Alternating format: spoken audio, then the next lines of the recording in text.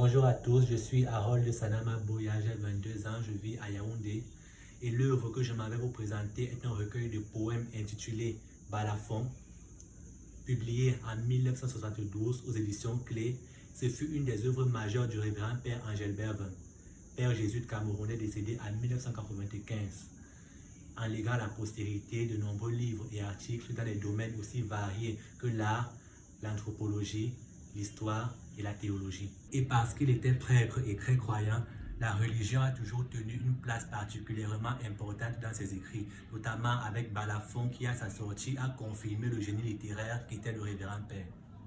À travers 16 poèmes, lui qui a consacré la quasi-totalité de son œuvre à l'Afrique, s'ouvre sur le monde et jette des ponts entre les civilisations, les continents et les cultures. De l'Asie à l'Europe en passant par l'Amérique, nous faisant voyager de New York à Moscou et dans l'Adamawa, il nous raconte l'histoire du monde en poésie.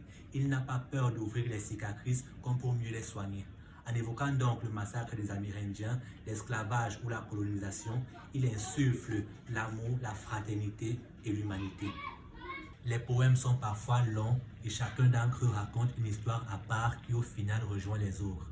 Le style et le rythme sont vifs et impeccables, ce qui rend le tout très agréable à lire. En le lisant, on est transporté dans son univers. On découvre sa personnalité et la bienveillance dont il fait preuve même en évoquant des événements difficiles.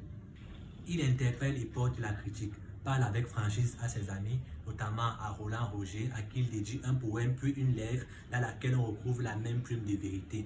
Il en est de même pour Confucius, à qui il dédie le tout premier poème du recueil.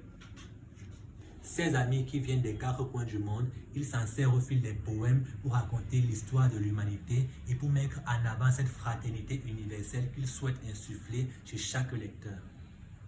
Enfin, c'est plein de nostalgie et de tendresse qu'il évoque sa mère, nous faisant pénétrer dans l'intimité de leur relation et de ses émotions.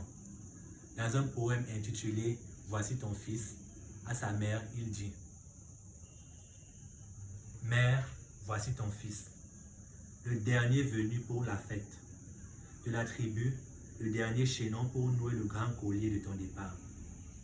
Au pied de la croix, entends-tu, immortel, femme, entends-tu, voici ton fils.